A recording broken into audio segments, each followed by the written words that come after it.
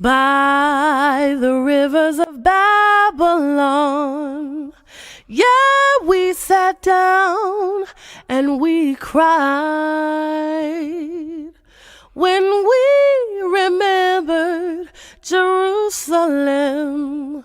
We were sick, Lord, near to dying.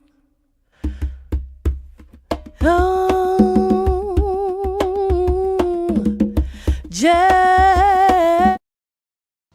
by shalom, the rivers of Babylon. Shalom, shalom, family. My name is Zurishaddai, one of the teachers of Congregation BINAH, CHOKMAH, located in the Red Hook section of Brooklyn, giving all honor, praise, and glory to the Most High, King of the universe, Yehudah, for life, food, clothing, and shelter, wisdom, knowledge, and understanding. Thanking the Creator of heaven and earth for another day of life, and thanking the Most High God for all things and everything. We start off, first foremost, early Shabbat Shalom to everyone out there. Thanking the Creator of heaven and earth once again for this time and that we're able to bring forth this lesson, this understanding, basically a review over last week's Parasha or Sidra. Some of us may know it. So I believe we're going today over the Parasha Wayera, and I hope that you all get something out of this.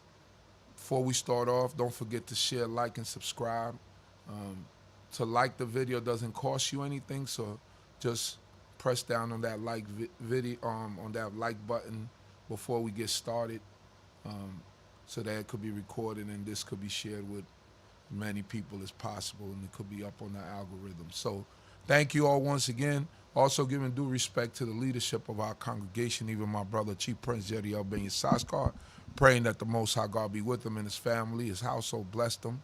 And I also pray that the Most High God be with all of us, Kobe Yisrael, scattered in the four corners of the earth. All of you who listen to us on a weekly basis, I pray that the Most High God will bless you all and grant you the desires of your mind that you desire in righteousness.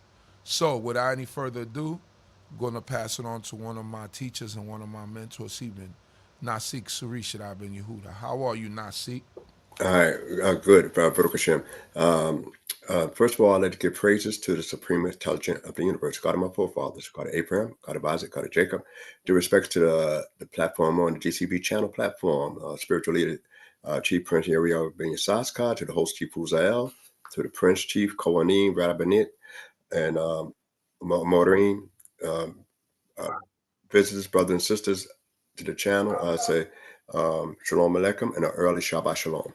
I'm going to highlight Wayera, which we don't want to get confused because we got two sidros that has a similar start.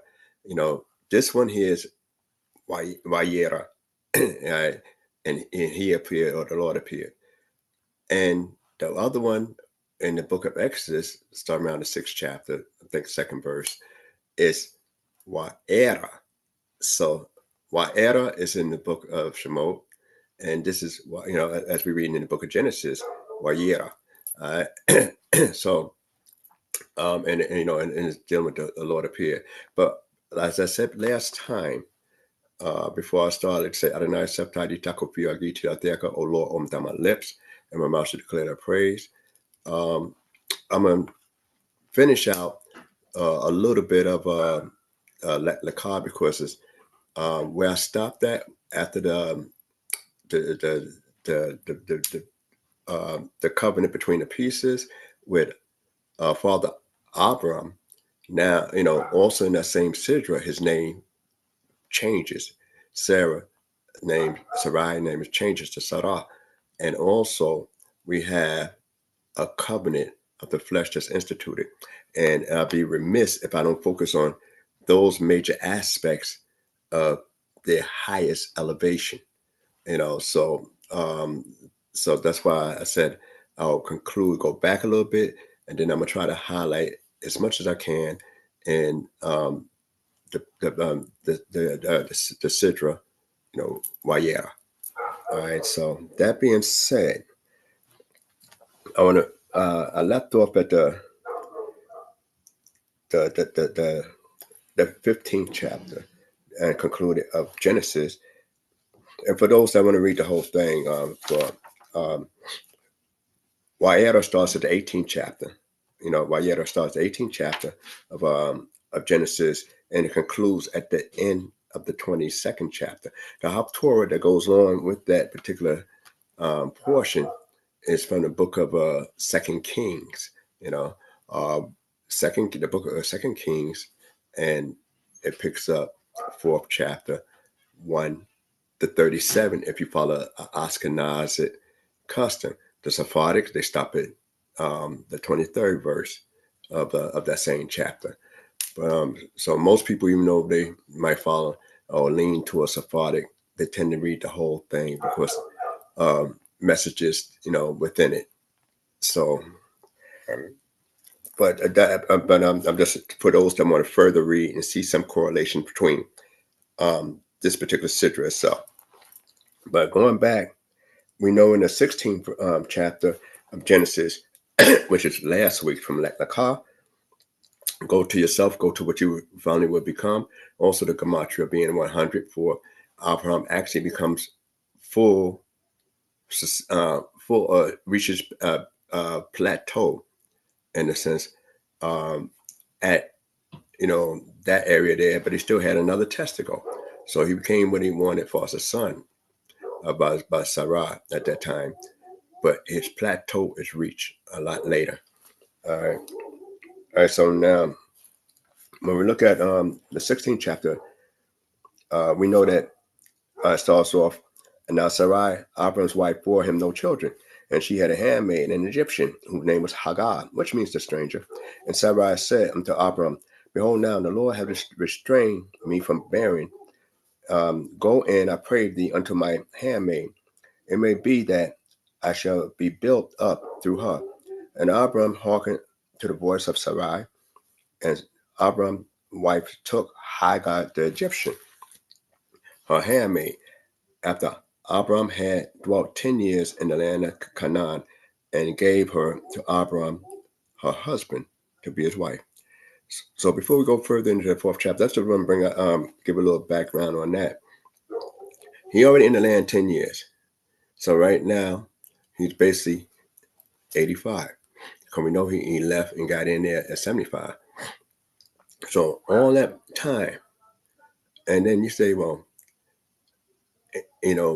we got this thing with people were talking about ED and everything like that, with men, and that's become an issue, more so with today, where, they may not be at their peak performance in that area.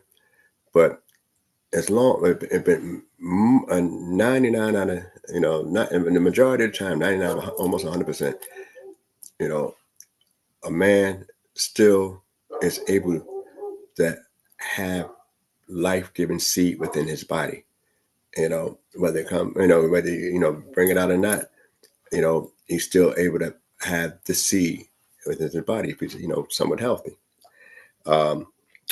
Usually a female, when they reach a certain period of time, things naturally shut down, what they go through a menopause and all that kind of stuff. So that's a thing where in ancient times, some people might not have seen it like that, but she was barren. But she said that the Lord restrained her, not necessarily restrained him. So what I want to bring out is that she considering that she's the problem at this time, and not that he is the problem. She referred to herself as a problem. And then, we could, unless you could have a lot of arguments on both sides on that area. But I'm just going by the first premise that we see here, So he's still able to perform. So you know that. And whether it's really that or not, she had confidence that he could still perform somewhat. Now, it'd be a difference between that. But imagine a man at that age going to battle and fight and rescue his nephew Lot. So he still has some virility within his body at that time. So when we look at this area, other area, we go further, and Abraham did that, but he did listen to a voice. So I mean, she really was serious. In a world where polygamy was known, men had more than one wives and stuff like that. That was, pretty much a common, a common practice, more so back in them days. And we, I know we have so many different issues today concerning that matter, but that's not the focus of my topic today. Now, in the fourth verse, it said, and he went unto Hagar, and she conceived. And when she saw that she had conceived, her mistress was despised in her eyes. So Hagar started looking at Sarah, different at that point in time, and said, and despised. That's kind of really strong. Like, you really nobody. So Hagar had to be, a much viral younger woman at the time, and she was able to be fruitful. And fifth verse, and Sarah said to Abram, my wrong be upon thee. I gave my handmaid into thy bosom, and when she saw that she had conceived, I was despised in her eyes. All right. Before I get to the next part, I always like to focus on terminology. That means that to show that she really was sincere about presenting her to this man, she actually placed her in a position where it could be embraced. Said, this is it. Not that Hagar ever asked, not that how Hagar felt about the matter, but basically she belonged to Sarai, and Sarai said, look, this is what I'm going to do. Now, we don't know if they had a conversation about it, how did she feel about it, all that kind of stuff. We don't read that. So, you can always come up with all kind of stuff in that area. And it said, and then after Sarah seen that the handmaid despised her, and she brings this to her husband, Abram, the Lord judge between me and thee. All right. So now, one thing, I said, all right, what's interesting, that she first said, my wrong be upon thee. That would let you know this is the human side of the woman. And because if you did wrong, why should I bear the blame? Why should I be responsible for what you did in that area? But, anger sometimes make people get, don't use sometimes full rationale and everything in that area there. But just look at that. And then it's talk about the Lord judge between me and thee. Now you say, who's more right and who's more wrong? I want a higher source, an outside source. So she's still looking for a divine judgment in that area because of what the handmaid did, which was her suggestion. And she acknowledged that I made a mistake. Most people today don't even acknowledge they make a mistake. Most people today don't never even say I was wrong. Usually a person that can't admit when they're wrong, when they made a mistake, or be apologetic, usually that's a narcissist. And a lot of people are narcissists, and they don't realize that they are narcissists. That's just their attitude. They're better than everybody, they feel like they're superior, this kind of stuff. They do because they do a monetary weight, weighing between themselves and other people. I mean, that's usually a narcissist approach. Mother Sarah just saying, she admits she was wrong, but she's still saying, I'm not going to go through this by myself. My wrong be upon you. And, and then also one of the areas is that she's looking for divine judgment between, outside of this. But Abraham said unto Sarai, Behold, thy maid is in thy hand. Do to her that which is good in thine eyes. And Sarai dealt harshly with her, and she fled from her face. And the angel of the Lord found her by a fountain of water in the wilderness, by the fountain of the way to shore. That's the direction going back into Egypt, the Egyptian territory, where she was from.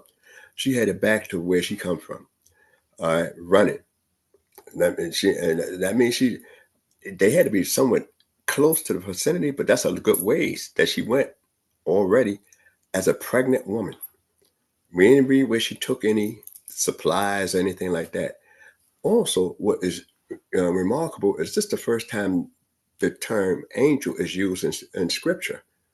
We don't read about angels until this time, and the first encounter with an angel happened to be a woman, which is something just to think about. And that's why we always like Genesis and BINAH 19, because you find a lot of firsts, as I said before, that this is the first time the angel is mentioned, and it's the first time you have a conversation, an encounter with a divine being, and that happened to be with this woman that was oppressed. It happened to be Egyptian. At that, she's an Egyptian. And I just want to finish this out just a little bit before I go to the next. And it said that let me move on down just a little bit. All right.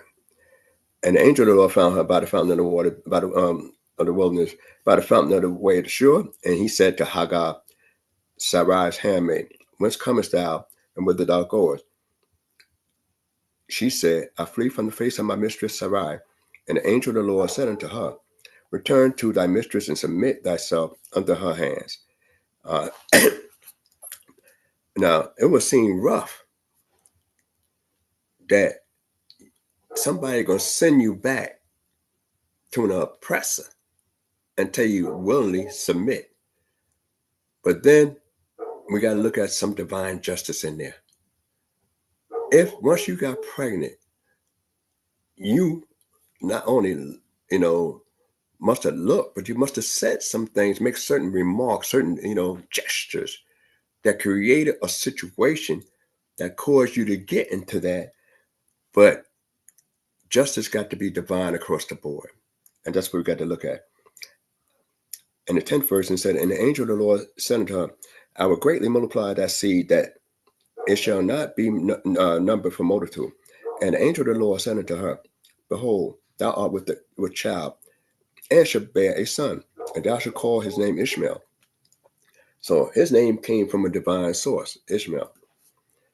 Because the Lord has heard thy affliction, and he shall be a wild ass of a man, his hand shall be against every man, and every man's hand against him, and he shall dwell in the face of all his brethren.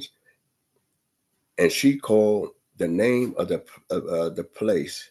She called the name of the Lord that spoke unto her, thou art a God of sin. For she said, have I even here seen him that seeth me? Wherefore the well was called Beer Lahador. Behold, it is between Kadesh and Bered. And Hagar bore Abram a son, and Abram called the name of his son, whom Hagar bore Ishmael. Now, Abram wasn't there. So how do you get this, and some say, his name's coming divine. So you could have a lot of questions on that. I know a lot of midrash concerning that, but I'm just saying I'm just going to leave that for you all to discuss amongst yourselves and in that area there. And Abram was 86 years old when Hagar bore Ishmael to Abram. All right, so now we have that one dynamic that go down there before we go into the 17th, and then pick up into the actual Sidra. So now we have this child born, but we need to understand too that Sarai was too hard in afflicting her, and also Abraham, she brought it to Abraham, and Abraham should have dealt with the situation, but he left it into her hands. So usually, excuse me, women are more possessive and men are more giving. That's usually the case. Now I know I might get some feedback on that, but that's usually what it is. A woman will be more possessive in certain areas, and a man is more forgiving. But in this case, Abraham should have helped and worked with Sarai, his wife, and trying to say, okay, we need to address this issue together, in that area. But just like she dealt with the decision on her own, Abraham left her with dealing with that situation on his own. And she went overboard, where we get a testimony from on high that they seen her affliction. I mean, she didn't deserve that much, but you brought it on yourself, so submit. So first of all, you got to come back humble, though she did wrong, because you was underneath her authority, and therefore when you come back humble, then at that time, then things would be smooth for a moment. But one of the things also is another psychological thing that I like to bring out, and hopefully I won't be too long in this, so I could get into the current thing.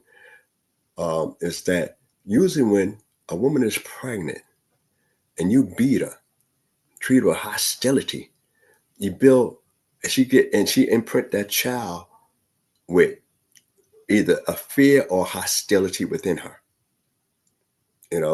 So either she get a fear or hostility within herself, that anger, all that she think of within herself.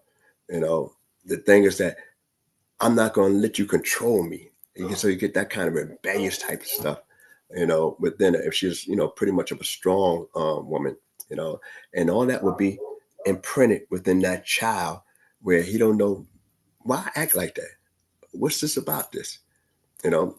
So this is another area to think about as we're going forward. So let's deal with the 17th chapter.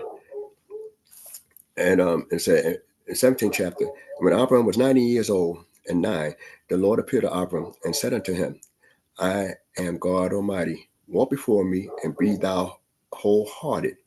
I will make my covenant between me and thee, and will multiply thee exceedingly. And Abram fell on his face, and God talked with him, saying, As for me, behold, my covenant is with thee, and thou shalt be a father of a multitude of nations. Neither shall thy name be called Abram, but thy name shall be Abraham. For the father of a multitude of nations have I made thee, and I will make thee exceedingly fruitful, and I will make nations of thee, and kings shall come out of thee. And I will establish my covenant between me and thee, and thy seed after thee, throughout their generations, for everlasting covenant, to be a God unto thee and to thy seed after thee. And I will give unto thee and to thy seed after thee the land of thy sojournings, all the land of Canaan, for everlasting possession, and I will be their God.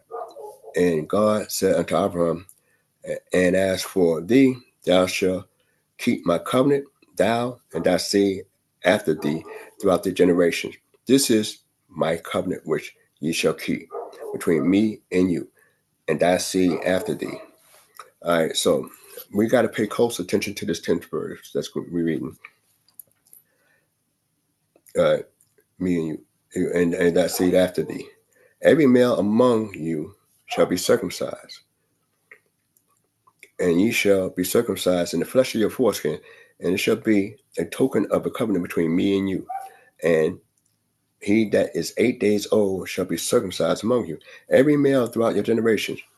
He that is born in the house or brought with money of any foreigner that is not of thy seed, he that is born in thy house, and he that is brought with money must needs be circumcised, and my covenant shall be in your flesh for everlasting covenant.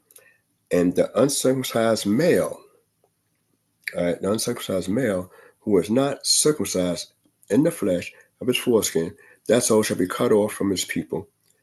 He had broken my covenant. If you're a descendant of Abraham and you're not circumcised, then the covenant is broken. Being that you know it, you have 8 days at the earliest, they say, to be circumcised, but you can never be too old to be circumcised. All right. You could be a little bit early, but I'm not going to focus on that. Then I focus on in other talks. But I want to finish this chapter out and then express some views. And God said to Abraham, as for Sarai, thy wife, thou shalt not call her name Sarai, but Sarah shall be her name. You should look up the meaning of those names, the difference. And I will bless her, and moreover, I will give thee a son of her. This is said already in Lech Lecha. Yea, I will bless her, and she shall be a mother of nations. Kings of people shall be of her. Then Abraham fell upon his face and laughed and said in his heart, shall a child be born unto him that is 100 years old? Not that, he didn't have the virility. But anyway, let's go move on. And shall Sarah, that is 90 years old, bear? And Abraham said unto God, oh, that Ishmael might live before thee. And God said, nay, but Sarai, thy wife, shall bear thee a son, and thou shalt call his name Yitzchak, Isaac. And I will establish my covenant with him for an everlasting covenant for his seed after him. As for Ishmael, I have heard thee. Behold, I have blessed him, and will make him fruitful, and multiply him exceedingly. 12 princes shall he beget, and I will make him a great nation. My covenant will I establish with Isaac, whom Sarah shall bear unto thee at this set time in the next year.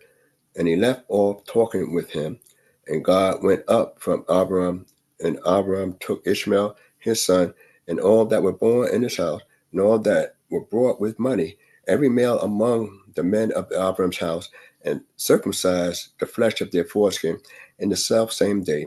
And God has said to him, and Abraham was 90 years old and 9 when he was circumcised in the flesh of his foreskin. And Ishmael his son was 13 years old when he was circumcised in the flesh of his foreskin. And the self same day was Abraham circumcised, and Ishmael his son. That concludes that particular portion. Excuse me. And all the men of his house, those born in his house and those brought with money of a foreign, were circumcised with him. That means he had brought other people after a process of time to, as servants. So that concludes Lech Lecha. But one of the things I like to bring out in Lech Lecha is this, that first of all, God never explained what circumcision was. So Abraham had to know. So when we say circumcision started with, Father Abraham, no, it became a covenant between God and Abraham and his descendants after them. And more so, the covenant will be passing through to Isaac when it comes to the land. So that was a sign in that sense there. Ishmael's part of that. He's 13, but he's part of the covenant. Also, you could discuss this area here. If everybody is circumcised that self-same day, and it's opinions on both sides, so just discuss it and think about it and look at the scriptures, that did Abraham circumcise himself first to become the first one to be into the covenant, since it's going to be his covenant? Or he circumcised his son and then everybody else, and then at the very end, he circumcised himself? Or did he have somebody else do the circumcision for everybody, being you'll be a little bit, uncomfortable at, especially when you're talking about grown men, not counting the infants, not too bad, but the grown men you're talking about at that time. So, and this is an immediate thing that's done, and he done it in the sun in one day. And we know he had at least 300 servants. So 318 servants. That's the ones that went with him before. Not counting those he brought later on and accrued throughout a period of time. So this is something that, to think about and consider, because we're not the first to be circumcised, but it became a meaning. And also now those that follow a religious or a locket view, so to speak, to those who go by rabbinic tradition, they have, like I said, those that follow it, they have a rule that usually they use a mohel, somebody that's a servant, as they put it, because it should be done. And that's I'm throwing this on top of what I just said. It should be done by somebody that recognize the relationship of the circumcision to God and that covenant. And therefore, according to strict Orthodox viewpoints, that it should be an observant, a person of Torah, that also does that, and that's why they look for a mohel. Now, if a guy's not a servant and circumcise you, they say, well, he's doing it because you want it done, but then with it, but he don't have a belief that it need to be done. So they got these different conversations going on. I'll just leave this on the table for y'all that, to talk about that, because this actually exists amongst a lot of circles, whether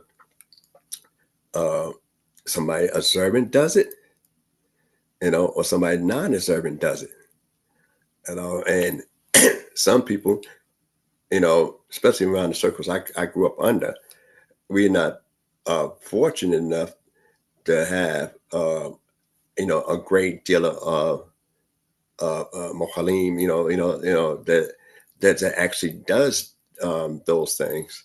So, but you want your son, if you have a son, done.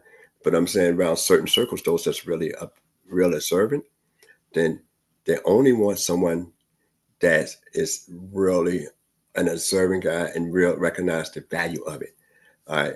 Though you might recognize the value of it, as say if a guy that is a Christian don't recognize the value of it, then they won't consider that about a circumcision. So therefore, if you ever went to a strict Orthodox thing, you would say tipat dam, which is a drop of blood. But that's a whole nother story. So I'll just leave that out there for you to further discuss that. And also, then the main things, order. If Abraham did himself first and say, okay, this covenant is about me, I'm going to be in part of that, then what condition would he be in to do everybody else? And then to make sure everybody else done. And that's a lot of people. And you got to be accurate. You can't just be haphazard. It got to be done a certain way.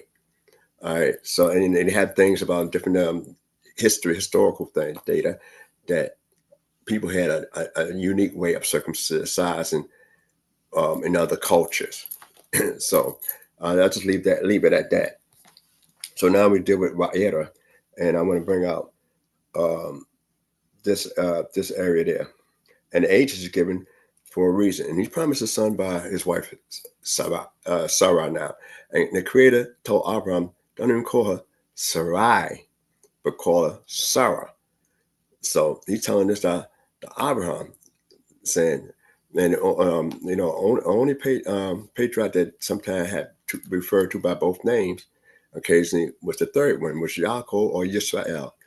Whereas once Abraham, who had one name, was changed, that was it. Isaac had his name coming straight from the Creator. That's it. He didn't have a dual name. Yaakov had a dual name. So, that's something you can consider as you're going forward in Genesis. So in Wayera, I'm try to get a little, do this kind of quickly. And the Lord appeared unto him by the cherubims of Mamre, as he sat in the tent toward the heat of the day. And he lifted up his eyes and looked, and lo, 3 men stood over against him. And when he saw them, he ran to meet them from the door, and bowed down to the earth, and said, my Lord, if now I have found favor in thy sight, pass not away, I pray thee, from thy servant. Let now a little water be fetched, and wash your feet. All right. There's a lot of controversy about this here. And recline yourself under the tree. So before going to the 5th verse, if the Creator appeared, and this is the only time your Creator appeared, and you have no conversation going on at all at this time, and Abraham, it appeared in a Mamre. Now we know he had three confederates. He had Eshcol, Aner, and Mamre, and they got a midrash about this area here, in this particular area here, which we're going to. I might not focus on too much in this particular portion, but I think I spoke on it before, in a sense. Why, when he becomes circumcised, remember they just had a battle, and the Creator said that, fear not, Abraham, after the battle and the rescue of the people of Sodom and Gomorrah, Abnam, Zebor, and Zor, that these guys put their life on the line for Abraham. And yet now he's in this condition. All his servants, all his household, and as far as men, need to be healed. So they have a view, which I'm gonna share this view anyway, because the Creator appeared in the Oak of Mamre. After 3 names, it's talking about his particular section. And most people what's the purpose of circumcision? Just for that, and that only Mamre was agreeable to him saying, look, I think you should do what God say do. That's one view in a nutshell. But one thing we know, and it makes sense. If you rescue your life from me, I'm the one going to be protected by the Creator. So now if you have a problem over there and you say, all right, Abraham, I need you and your people to roll out with me because I got this issue. We got this issue we got to handle. All right. My man is hurt. My man is weak. I can't give you that same reciprocal help and aid because we already trying to heal up from a situation. So it will make logical sense. Like I said, not necessarily be true in this area, but it will make logical sense that Abram himself would go and let these guys know, if you're getting little problems now, I can't help you like you helped me, and I don't want you to think I don't want to help you, or I have a sense of ingratitude for what y'all did because you risked your lives. It's just that right now my condition is I'm unable to help, and my people are unable to help at this time. So if any issue jump up with y'all guys, the best I could do is pray for you because you're on your own. So this is one viewpoint, and it makes a logical sense, I would say. But you can always further discuss it, and the Creator appeared in that particular territory of those 3 guys, the 3 guys as friends that was friends with him. And then he, one of the things that if you pay look real close at it, is that if these 3 beings they call men at this time stood over him, why would he have to run after them if they're standing there? And it's the heat of the day, and he's under, by the shade, and they told him to come in the shade, and they're at the tent door. They haven't even entered because they're waiting for an invitation, an invite, and then you have to look up and see them. But if the Creator's there and it appear before him, then he know the Creator's there as well. So now, what is this? And there's a lot of controversy, which I'm in reference to it was 2 divine beings and the Creator amongst them, or was it just 3 divine beings with, different source, different information, different jobs, and that the Creator was over here in the Mamre, tree of Mamre, appeared before him in that area. Those things you can look at. I'm aware of the different arguments on several sides, but it's best discussing this because now if the Creator's there, already in this locale, why would I leave the Creator to attend to somebody else? When I'm in the presence of the Creator, am I able to do that? And say, and then when I'm saying, if I, if I, ask you to stick around, if I find, any kind of, let me read what it says. If I found favor in thy sight, pass not away. All right, is this directed to the beings that he running after, or before he leave, is it directed to the Creator that appeared before him? Because the Creator is there. So, and using the Creator is there, we notice that Abraham never speaks first. Using the Creator, when he appeared, he has the message for Abraham, and now Abraham has the message for the Creator. We read when he built altars and he called on the name of the Creator, but you never heard the reply at certain times. And we read the reply in the conversation, which I brought out in Lech Lecha, the first conversation that he ever had with the Creator. So just bear all that in mind as you go forward. And let me just move on just a little bit more. And in the 6th verse, and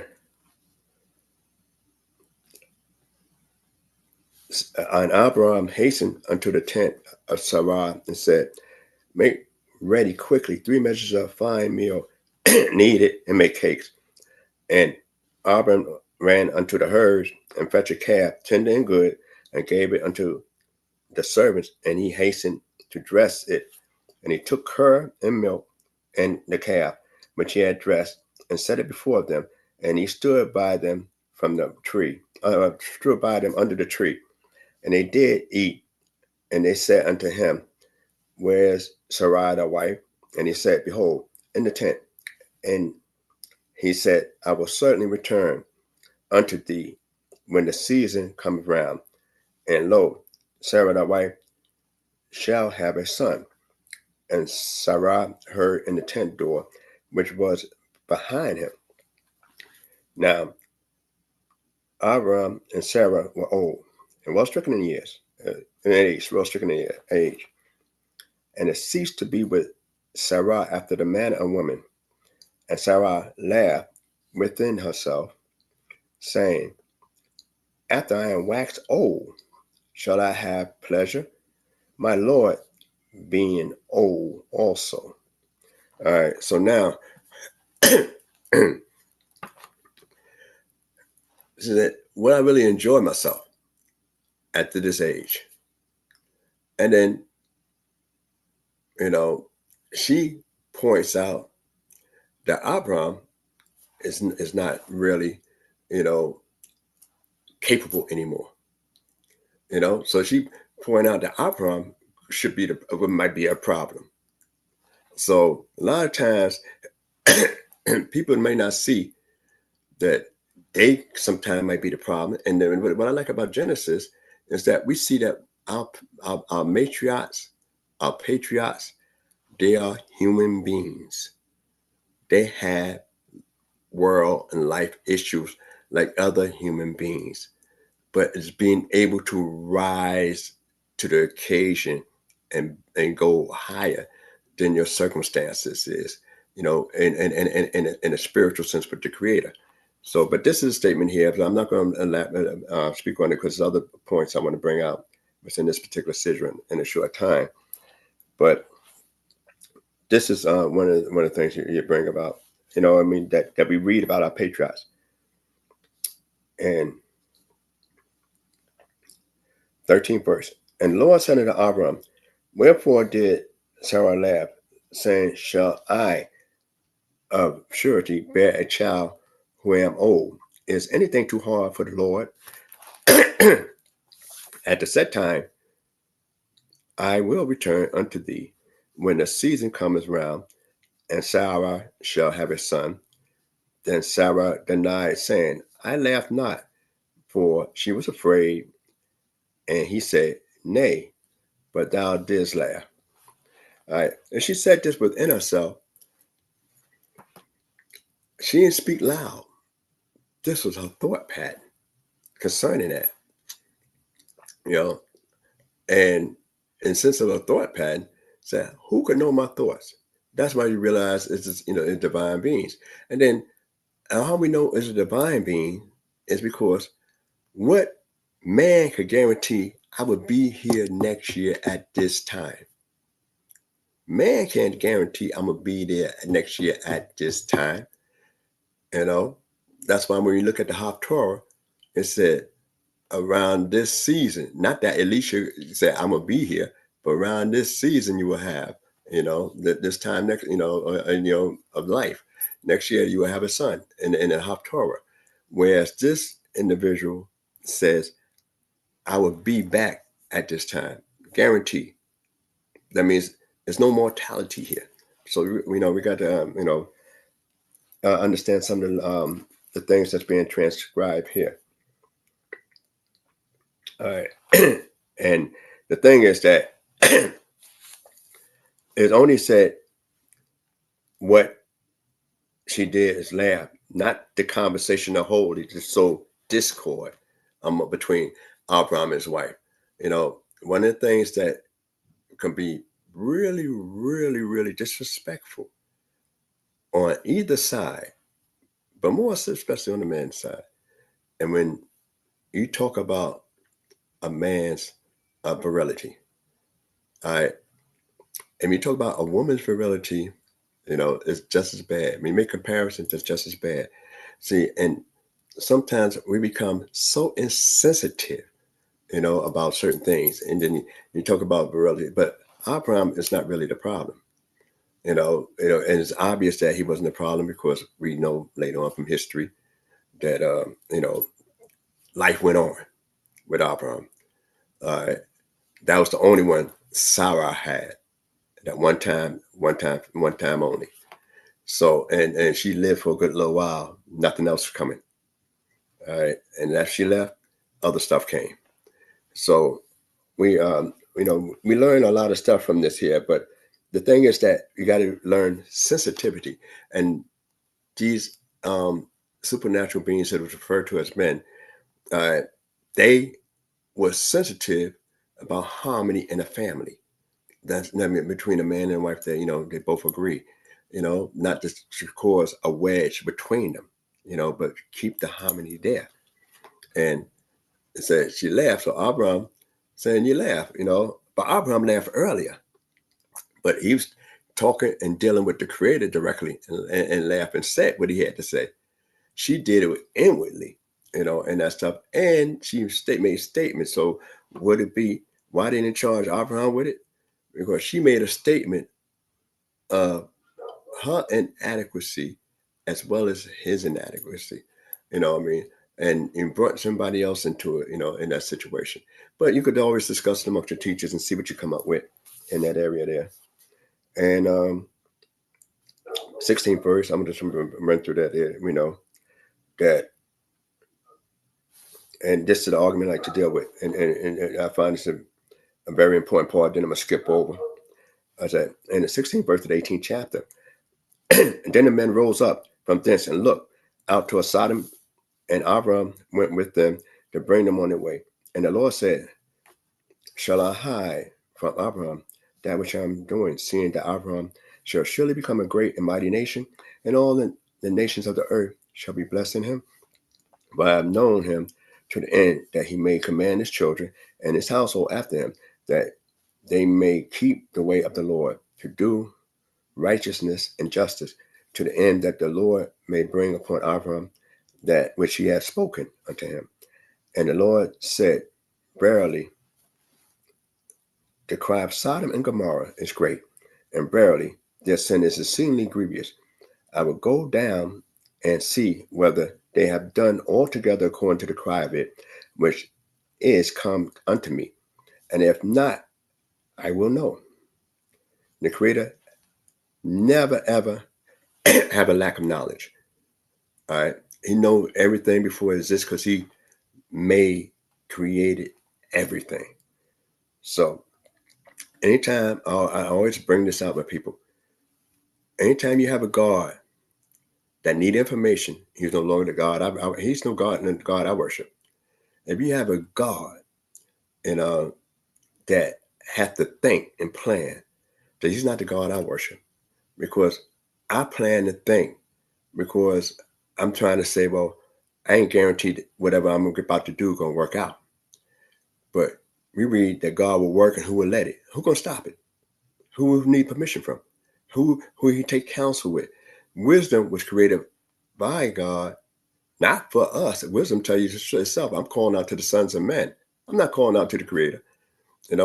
Understanding and prudence. Wisdom said that these are people I hang out with sometimes. I hang out with them. So these are things, and it's bringing it to another level, but I don't want to go too far in that area. So Abraham should, and sometimes even our great fathers don't really listen as well as we say you should listen. Because some people hear what they want to hear and focus on what they want to focus on. And that's why when you read scriptures, you always got to go back. And that's why you always got, you tend to learn more and more as you go back over a particular portion in scriptures, because what you're looking for at one time, you might see something else the next time that you read, saw, but didn't really perceive. So, and that's why we go over it all the time. And the 23rd,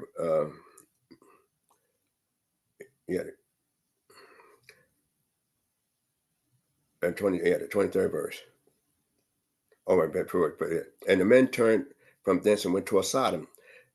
But Abram stood yet before the Lord, and Abram drew near and said, wilt thou indeed sweep away the righteous with the wicked? Peradventure there are 50 righteous within the city. Wilt thou indeed sweep away and not forgive the place for the 50 righteous that are therein? That be far from thee to do after this manner, to slay the righteous with the wicked, so that the righteous should be as the wicked.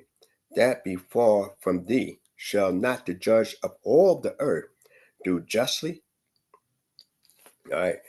I just read that, and then I'm not going to go through all the bargaining chips that went down in this area here. But you charge the creator of acting prematurely? And this is a God that you worship. This is a God that you believe in the promise, and it was counted for righteousness for you. It was counted as righteousness for you when you believe, when you left out, and we're talking about you left out 99, 24 years ago. 24 years ago, this is a God that you believed in, and acknowledge, and then you're going to charge him with this. This is a God that you said when you went to fight against the kings, that you lift up your hand to the creator, made a pledge, a vow, that you will not take anything from that battle. This is the same God that you gave you the division, of the pieces, and everything, made a covenant with you, and you'll see this is the same God that already told you that Sarai going to have a child. This is the same God that when we look at, that you went into a covenant with, and you guarantee for your children, So when we look at all this stuff here, that we are, you're going to charge him with by acting prematurely. And as I spoke yesterday, this is the first time in history that you have an advocate for a people as a group, nations of people, the 5 kings, or 4 or 5 kingdoms rather, you have an advocate for the people. Before that, you didn't read where, and Noah, though he was a righteous man, and everything like, and walk before God and all that. You never read where he actually was an advocate. Enoch, great as he was, that walked with God and God took him. You never read where he was an advocate for anybody. All right.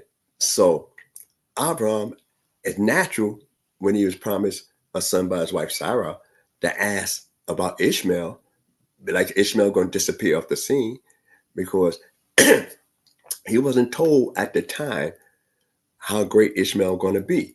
Neither was he told about the character of Ishmael, at that time. So he even talk about that. But now the world stage is different. And we knew already when Lot went down into the area in the plains of Sodom, where it was like the garden of the Lord for us, fertility and everything like that there, that he knew automatically that said that the people was exceedingly wicked at that time. So when he entered Canaan land, and like I spoke on before, he entered the land of Canaan. What did he do at the time? It says he entered the land of Canaan with all the souls they had gotten. That means he was proselytizing men, and his wife was proselytizing women. That's why I say they have gotten. And yet, after the battle and the destruction of the 4 kings to bring back all the people, the king of Sodom says, give me, the souls. You keep the property, but give me the souls. So now it brings a question that they already gotten souls. That means that they've got people to be on board and think like them. The king of Sodom could have been implying, and you could discuss it further, that those people think like him. The first rebellion you read about is from of man against man in World War was with the people, the 5 kings against the 4 kings. And they didn't want to pay tribute, and they stopped. So that's the first time you read about a rebellion against man directly as nations. If he went to rescue Lot, did he have to bring it back to everybody? And if he brought back everybody when he knew it was wicked from the beginning, he had to know the talk going on in Sodom, because it said the cry waxed up. And the Creator is teaching us that because you hear something, you got to put your eyes on it as well. You just can't go by hearsay alone. You got to be able to eyewitness certain things, and that's what witness is. You got to see it, So, so then when we look at that area there, not only do we talk about he's being an advocate for Sodom, it said that no matter how bad a person is, that you can learn that you can say he's in the image of the Creator. So being in the image of the Creator, he must be something there that I could speak to on his behalf. There's never a person alive. There's not something there that you could speak about that individual on their behalf. So this is a real a paramount thing to think about, that you have a man in the scriptures who happened to be Abraham, who we're supposed to look to, that is the first advocate for any human being that happen to be, in this case, criminals. We get a lot of prosecutors, but you don't get a lot of defenders of mankind, but you get a lot of persecution of mankind from a lot of different areas. So that's one lesson that we got to learn from this area here, that he's trying to defend nations that he know, if God heard it and people talking about it and they talking about it bad enough, and we read about it before, why would Abraham defend them? Because if you're going to be a blessing to other nations, then can you, if you're supposed to be a light into the world, like we say in BINAH, to win friends and influence people to a better way of life and a better lifestyle, then shouldn't you be influential? You was influential before when you started off on your mission. You say you entered the land with all the souls you got. Were you not able to make an impression on them guys? You made an impression on Eshcol, Abner, and Mamre to go ahead and risk their life for you. You was not able to make an impression on them. So it brings about a lot of stuff to discuss, and we could go on and on with the topic, but I just want to lay um, those those little things out there like that for you to discuss even further, because we just say, okay, he pleaded for him down to 10. But it ain't so much how long he pleaded for him, it's the fact that he pleaded for him in the first place, because he felt responsible because he brought him back, as opposed to saying they deserved that condition in the first place. So could it be his plea was about, he said, I feel partially responsible? Or could it go back to Genesis? Am I my brother's keeper? So many different factors that you could go through and deal with that. So I'm just going to leave that part there and go into the next part. And we know it's destroyed. And we know it's destroyed there. So I'm just,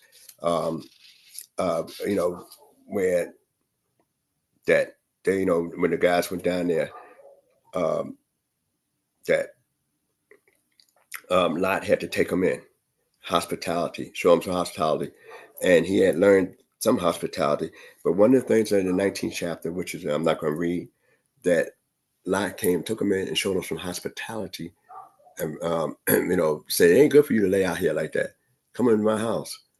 But Lot, when he brought, first we found that he had his tent near there. Now he's inside a housing dwelling.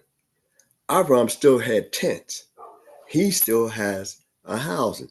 He became a judge, and he became a big shot after Abraham brought him back.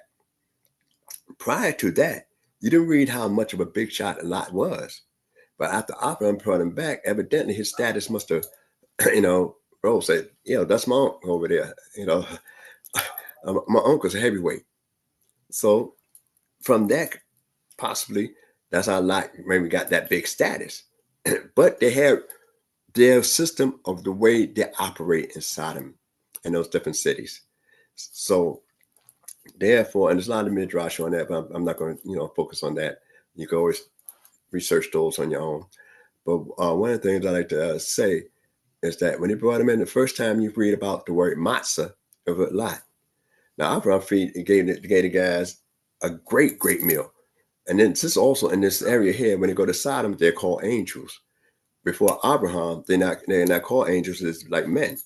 So, but when they go to Sodom, they're referred to as angels, So that's another thing to consider. So Lot is it's a third person, technically, to encounter angels, even though they wasn't called that with Abraham. He's the third person to encounter that. So those some things to bear in mind.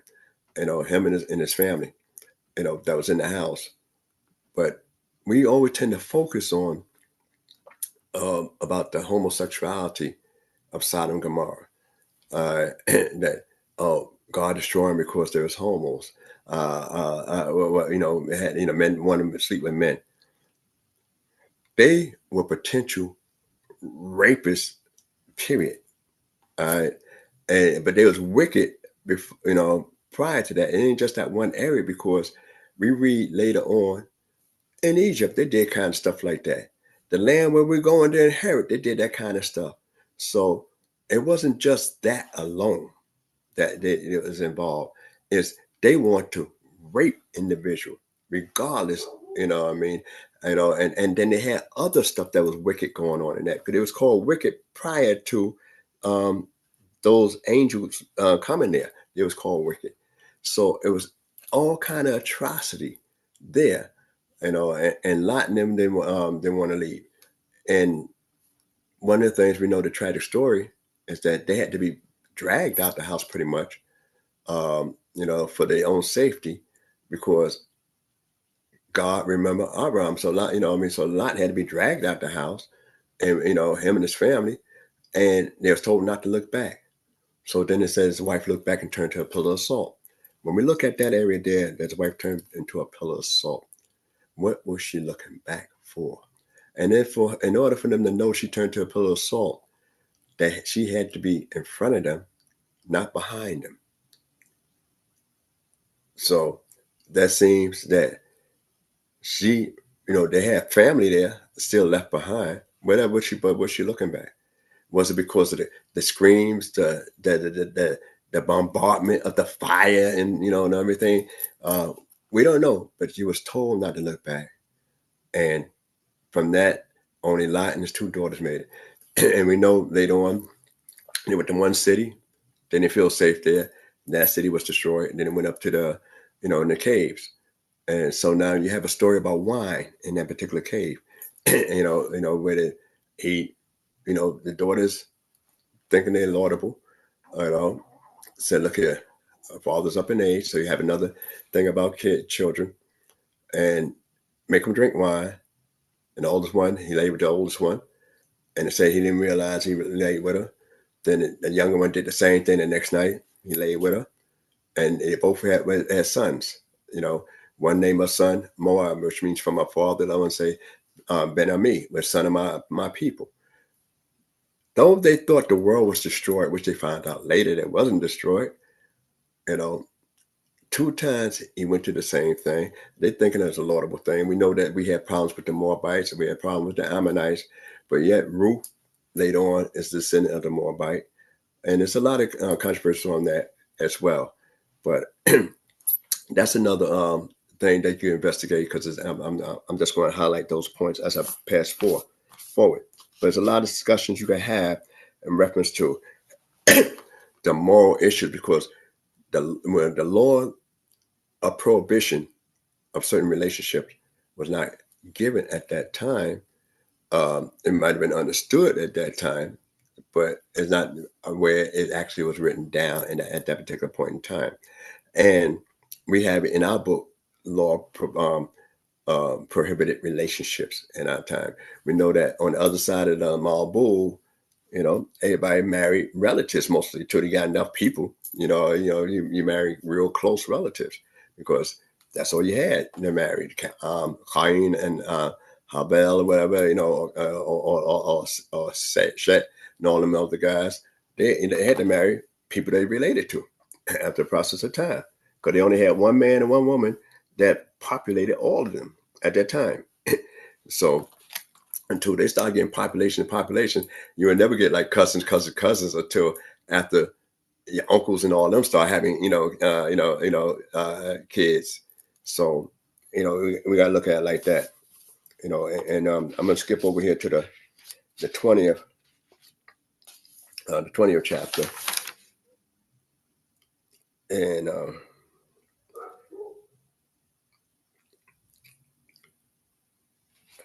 when Abimelech takes Sarah, all right. So it says, and Abram journeyed from thence and towards the land of the south, and dwelt between Kadesh and Shur, and sojourned in Gerar. And Abram said of Sarah his wife, she is my sister. And Abimelech, king of Gerar, sent and took Sarah, but God came to Abimelech in a dream of the night. All right.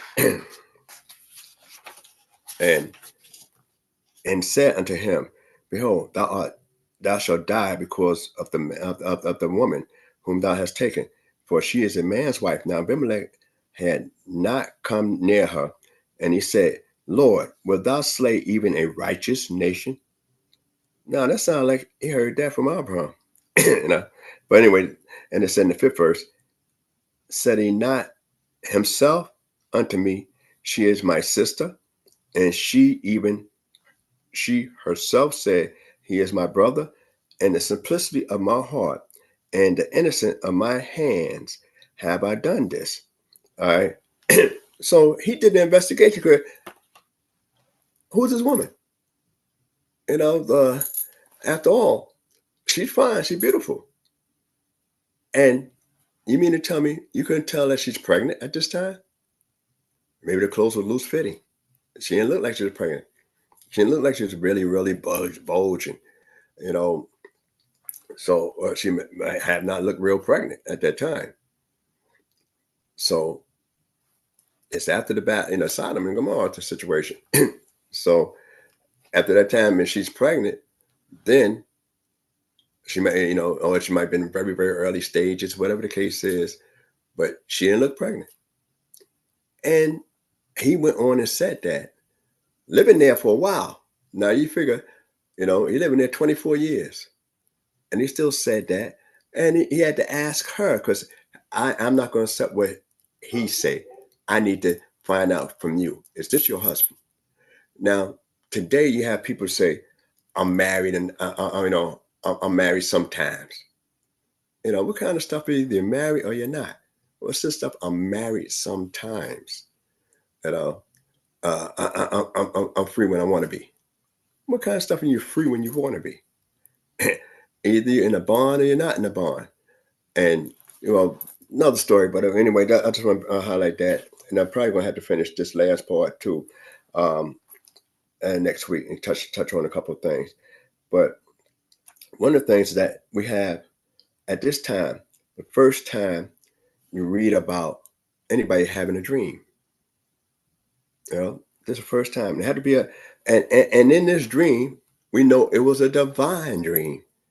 And because the Creator have a conversation with an outsider, a Philistine, have an outsider that he's actually, having a conversation about. And he letting you know that I'm not like anybody else may be around me. I'm not like the people inside. I'm not like so-and-so like that. I'm not like the people in the first part of the world, that every man took wives of whom they chose. I'm not like that. I investigated and said, look, I generally say, well, I would like to have a wife that looked like her, that carry herself a certain way. That's what I like. And then right after that, and it says that in the I think 6th verse. Let me see, 5th verse. In the 6th verse, and God said unto him, in the dream, says all this going on in the dream. Yea, I know that in the simplicity of thy heart thou hast done this. And I also withheld thee from sinning against me. So in other words, God helps you when you want to do right. Noah, found grace because God helped them on the way there. Help them encounter it. Therefore, suffer I thee not to touch her. I didn't allow you to touch it. I didn't want you to, look at it just as a woman that's beautiful. Just go straight to her and like that. Almost like Yaakov, and as we read later on, Yaakov after his time was fulfilled for Raquel, he said, "Give me more wife so I could go into her." That sounds kind of harsh. That sounds kind of cold. To tell a father that, all right, deal's up. Give me her so I could go ahead and take her to the blue room. No father, no matter, even if you're, a good son-in-law, when he hear you talk about that concerning his daughter emotionally. And also, that's kind of rough. But anyway, that's another story when we get to it. And we'll look at that again. All right. And the 7th verse. Now, therefore, restore the man's wife, for he is a prophet, and he shall pray for thee, and thou shalt live. And if thou restore her not, know that thou shalt surely die, thou and all that are dying. And Abimelech rose early in the morning and called all his servants and told all these things in their ears, and the men were so afraid. Why were they so afraid? That's your dream. That's not my dream. But they show you the level of spirituality these people had. That the king, he's a king. And this is the first time you read that the word Nabi is ever used. So Abraham is considered a Nabi. God called him a Nabi to Abimelech in a dream. And Abraham later on is referred to as a Nasik, a prince.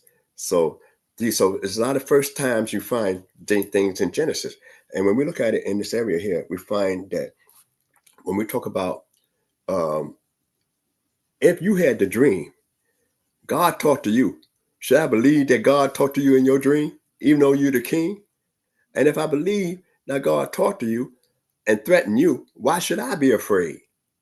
Because I ain't messing with the woman.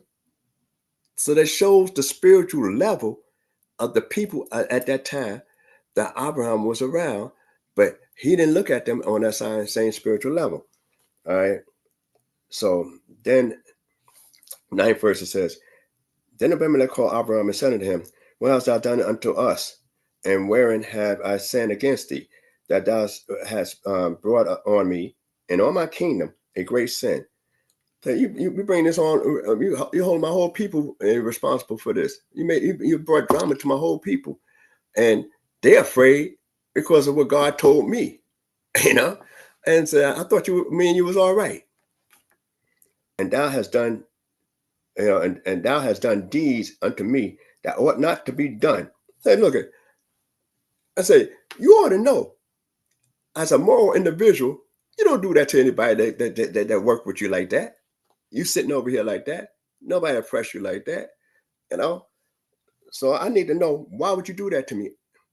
And plus, the wife did the same thing. And Abimelech said unto Abram, What sawest thou that thou hast done this thing?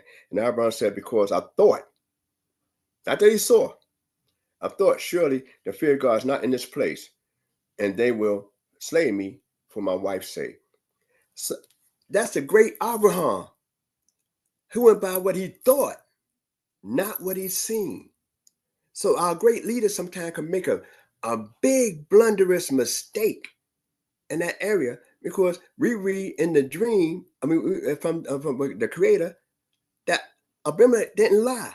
He did due diligent investigation as far as he could go, and he got caught up in a situation like that. But we know how the story ends, right here,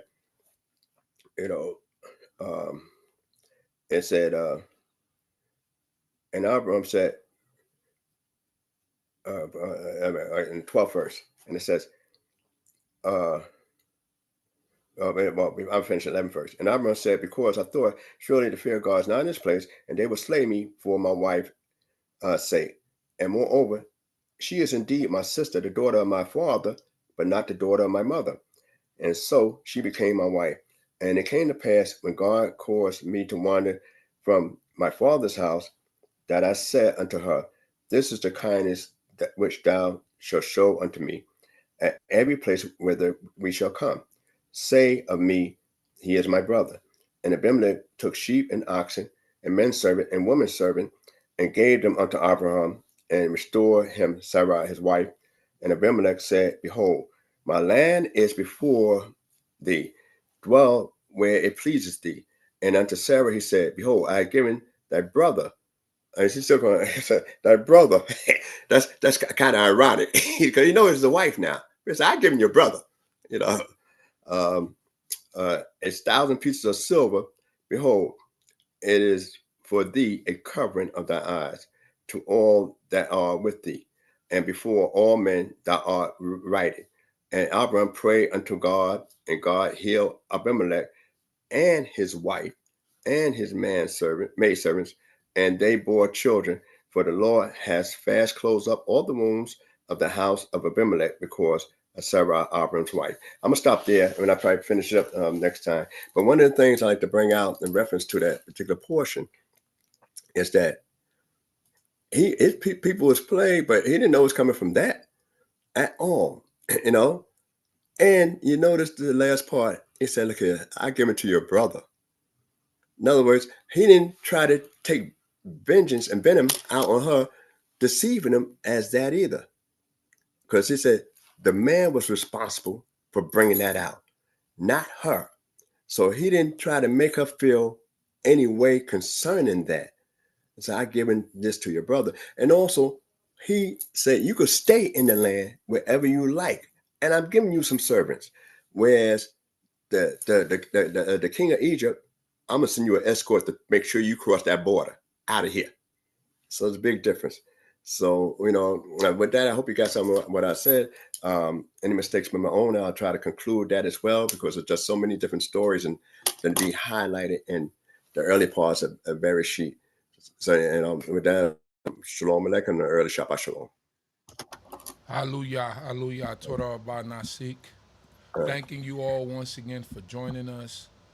Don't forget to hit the like button. It costs you nothing to hit the like button, so give us a like. Don't forget to subscribe to the channel so that you can leave comments during the chat. If you're not subscribed, you're not going to be able to leave a comment.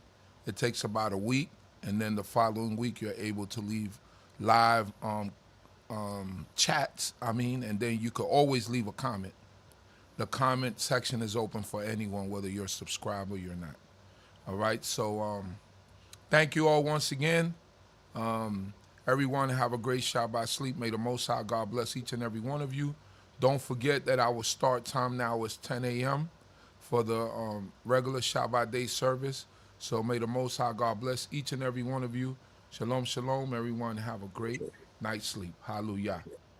Let's get knowledge, wisdom, understanding. We'll do our standing. All praises to the Most High, His laws and commandments. The CHOKMAH BINAH here to push it through your speakers. Judgment, truth, and love should be coming from the leaders. Yeah, knowledge, wisdom, understanding. We'll do our standing. All praises to the Most High, His laws and commandments.